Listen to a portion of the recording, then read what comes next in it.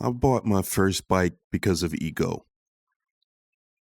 I won't dress that up or walk it back. I was a man in my 30s, fresh out of the MSF course, and I did not want to be seen riding around on a beginner bike. I didn't care what the forums or what YouTube said. I didn't care what the experienced riders advised. I wanted a 600cc sport bike because that's what I wanted to be on. And more importantly, that's how I wanted to be seen. A real rider on a real bike. Not some guy on a starter machine working his way up to the thing he actually wanted. So I found the one I wanted. 2006 CBR600RR. The right bike at the right price. Exactly what I was looking for. It was pink. Not subtly pink, not a pink accent on an otherwise neutral colorway. Two distinct shades of pink, tip to tail, previously owned by a woman who had survived breast cancer and chosen to wear that survival on her motorcycle. It was, by any objective measure, the furthest thing from the image I just told myself I was trying to protect. I bought it anyways. And not long after, I wrapped it, red and matte black.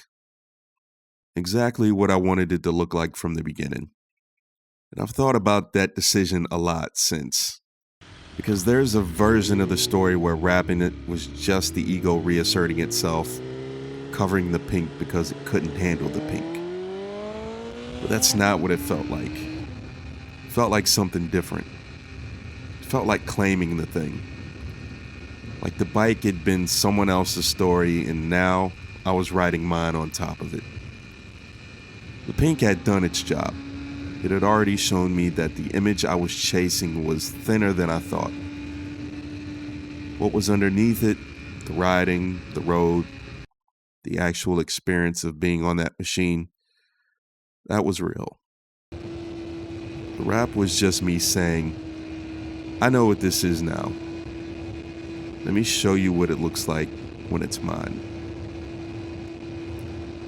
I didn't realize it at the time, but that pink CBR was already trying to teach me something. It would take me a few more years to figure out what. We choose our bikes the way we choose our clothes, the way we choose the car we drive, or the way we carry ourselves walking into a room full of strangers. We choose them as statements, as projections, as the opening line of a story we're telling about ourselves before we've even started the engine. Nobody buys a motorcycle purely for transportation. Getting from point A to point B was the whole point. There are cheaper, more practical, more weatherproof ways to do it. The bike is never just a bike. It's a declaration. And the declaration is almost always about identity. Who you are, who you want to be, or who you want the person at the next stoplight to think you are. I know because I lived it. I chose my first bike based on what I wanted to project as much as what I wanted to ride. I wanted to be taken seriously. I wanted to look like I belonged. I wanted the machine underneath me to do some of the work of convincing the world, and maybe myself, that I was a real rider before I'd fully earned that title. And then the bike came in pink, and the whole careful construction fell apart before it even began. But here's the question that's been sitting with me ever since. The one I think every rider has to reckon with eventually. Honestly, if they're being straight with themselves. When you chose your motorcycle, really chose it, underneath all the practical justifications and the spec comparisons and the test rides, what were you actually choosing? Were you choosing a machine? Or were you choosing a version of yourself that you hadn't become yet? Let me tell you what I was actually thinking when I chose the CBR. The motorcycle community has a pretty well-established consensus about new riders. Start small. Work your way up. Respect the learning curve. 300, maybe a 400. Something forgiving enough to let you make mistakes without the mistakes making you. It's reasonable advice. Comes from experience. Comes from people who have watched new riders get hurt on bikes that were too much for them too soon. I ignored all of it. Not because I'd done my research and concluded that conventional wisdom was wrong. Not because I had some unusual natural aptitude that justified skipping the beginner stage. I ignored it because I was a man in my 30s and I didn't want to be seen on a small bike. That was the whole calculation. I believed that I was gonna get looks. Maybe not from the kind of riders whose opinion actually mattered, but from the kind whose opinion I was convinced mattered at the time. So I went straight to the 600 because it felt like the right place to start if you wanted to be taken seriously. What I didn't fully reckon with was that wanting to be taken seriously and being worthy of being taken seriously are two entirely different things. One is a feeling. The other is something you build over time, whether anyone is watching or not. The pink bike taught me that faster than anything else could have. Because here's what happened when I rode that two-tone pink CBR600 through traffic for the first time. Nobody cared. The catastrophe I had quietly constructed in my head, the looks, the judgment, the damage to the carefully maintained image of a serious rider, none of it materialized. A girl gave me a thumbs up at a stoplight. That was it.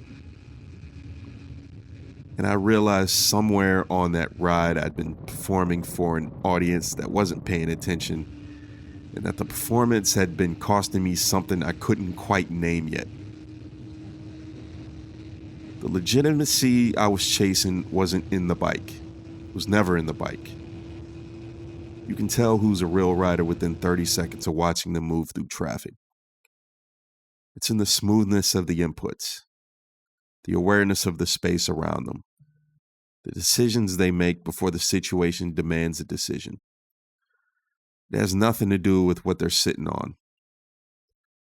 I know riders who command more respect on a beat-up old standard than most riders will ever earn on a brand new leader bike. The machine is almost incidental. I told myself I'd never own a leader bike. I said it with real conviction, the way you say things when you've constructed an identity around them. I ride a 600. I don't need more power than that. A leader bike is for a different kind of rider. Somebody chasing something I'm not chasing. I repeated that story for years. I believed it. And then the K67s came along. The K67 S1000RR had become my dream bike as soon as they dropped in 2019. I told myself the story about not needing a leader bike so many times that I'd almost convinced myself the dream didn't exist. But it did. And when the moment came, when I had the money and the opportunity and the years of experience to back it up, I bought it outright, without hesitation. And I had to sit with the fact that the story I'd been telling myself about who I was as a rider had just been quietly rewritten by the version of me who actually knew better. That's the thing about the identity you build around a motorcycle. It feels permanent until it doesn't. It feels like a conclusion until life hands you a reason to start a new chapter. The bike you swore you'd never ride becomes the bike you can't imagine not riding. And the ego that drove your first choice looks smaller and smaller in the rearview mirror the further you get from it. Though, I'll be honest, some of the judgment never fully goes away. I still watch young riders on leader bikes with a particular kind of wariness. Not because I think nobody should start on a powerful bike. I did. I'm still here. But because there's a maturity the road demands of you that most young riders haven't had the time to develop yet. The power of a modern leader bike is extraordinary. It will find the edges of your ability faster than you can think your way out of what happens next. I've seen it, and I know what it costs. And the competitive fire that makes a young rider want to be on the fastest machine available is the same fire that makes the fastest machine available dangerous in their hands. And the bikes held together with zip ties and pipe clamps and generic parts pulled off of eBay, that one still gets me too. Not out of snobbery, out of something closer to concern. And maybe something closer to pride in what this culture is supposed to represent. If you're going to be out there on two wheels, in traffic, the machine underneath you deserves your full attention and your full respect. Anything less than that isn't just a risk to you. It's a statement about how seriously you take the whole thing.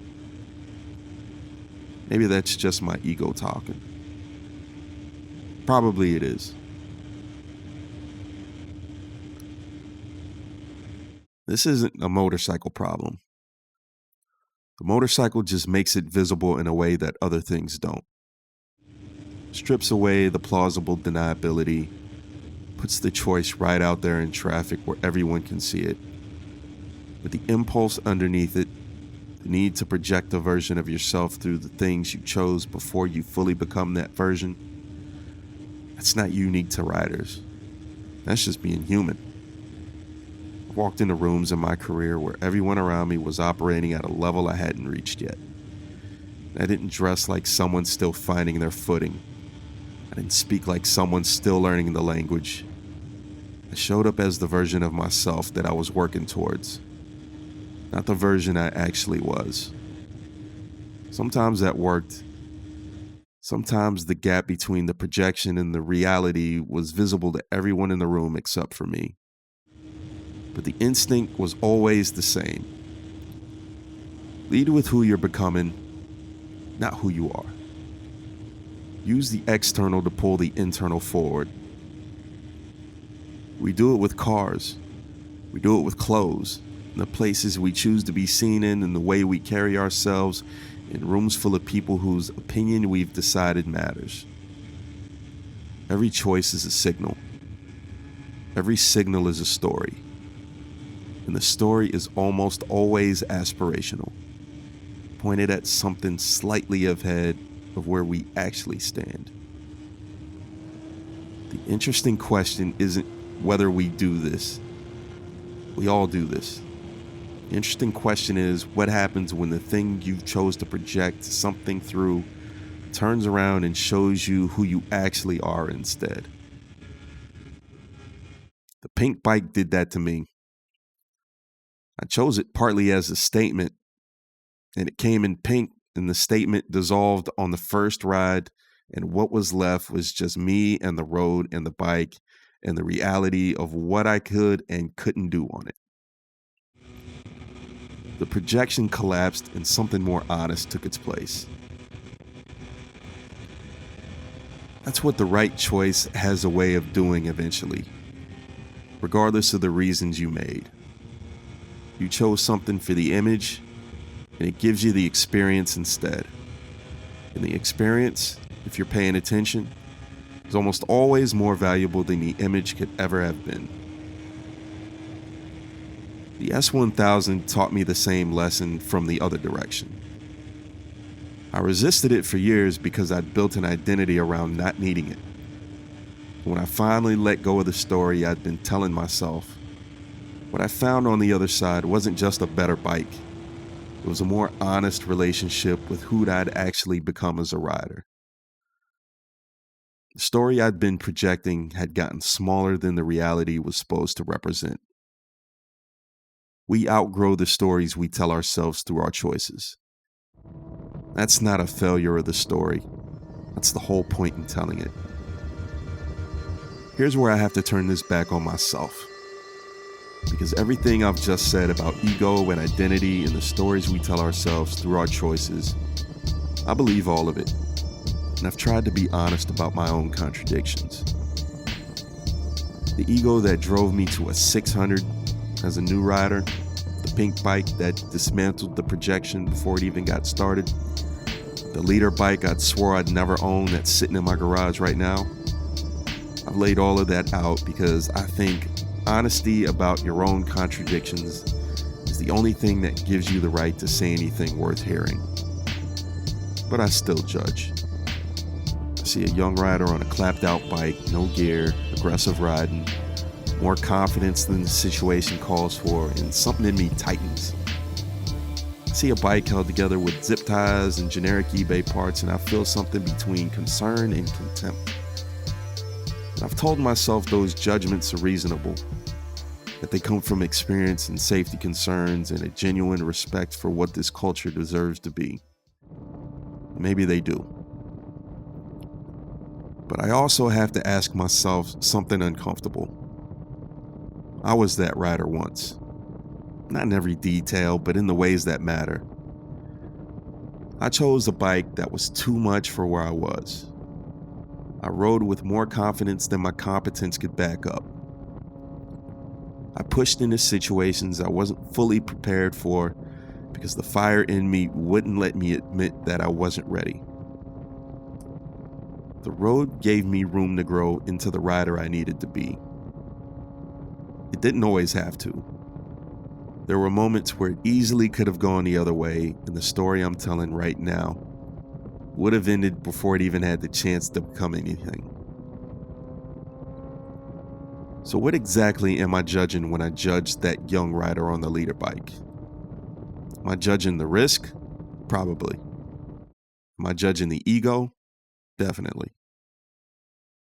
But am I also judging a version of myself I've conveniently forgotten the full texture of, smoothed over by years of experience until the rough edges don't show anymore? That's the question I can't fully answer. I'm not sure I'm supposed to be able to. The judgment that comes from experience is real. The blind spot that comes with it is just as real. Maybe the most honest thing I can say is this. The stories we tell ourselves through our choices aren't just about who we want to be or about who we're afraid we still are. And the judgment we point at other riders is sometimes just the distance we're trying to put between ourselves and the version of us that would have made the same choice.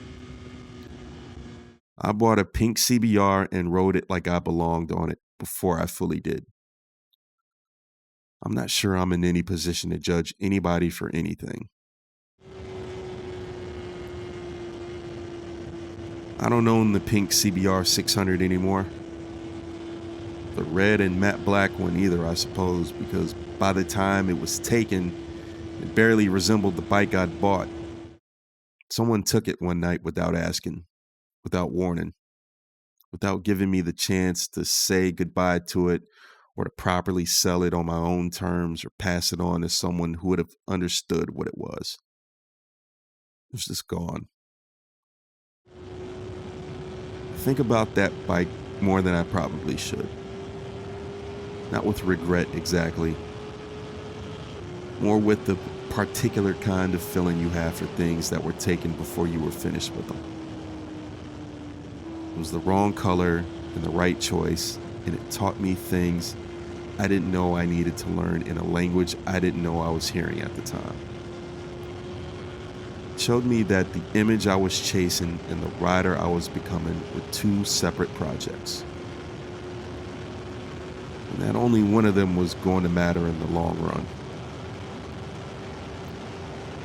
I wrapped it red and black because I wanted it to look like mine, because it was mine. And then one day, it wasn't anymore. And I never got to decide when that chapter ended. The road gives and the road takes, and sometimes it's not even the road. Sometimes it's just the world being indifferent in the specific way the world is indifferent. And you're left standing in an empty space where something important used to be. The S1000's in my garage right now. My dream bike. The one I swore I'd never own. The one that rewrote the story I'd been telling myself about who I was and what I needed. It's everything I wanted and everything I told myself I didn't want, and somehow both of those things are true at the same time. I still judge sometimes.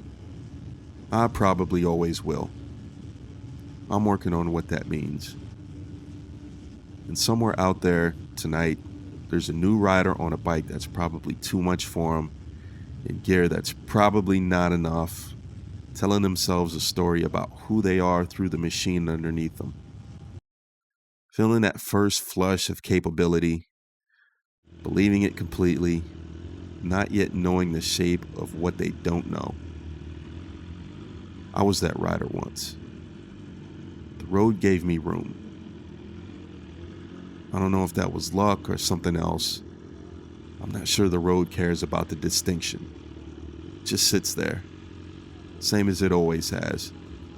Indifferent, impatient, and full of things you won't understand until you've already passed through them.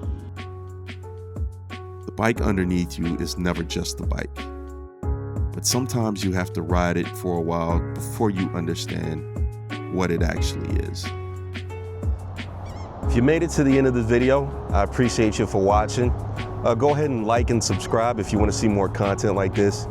Go ahead and leave a comment. Let me know why you bought the bike you did. Make sure to go follow me on Instagram, TikTok, Snapchat at Unmotivated, UNMTVD. Thank you all for watching. I'll see you in the next one.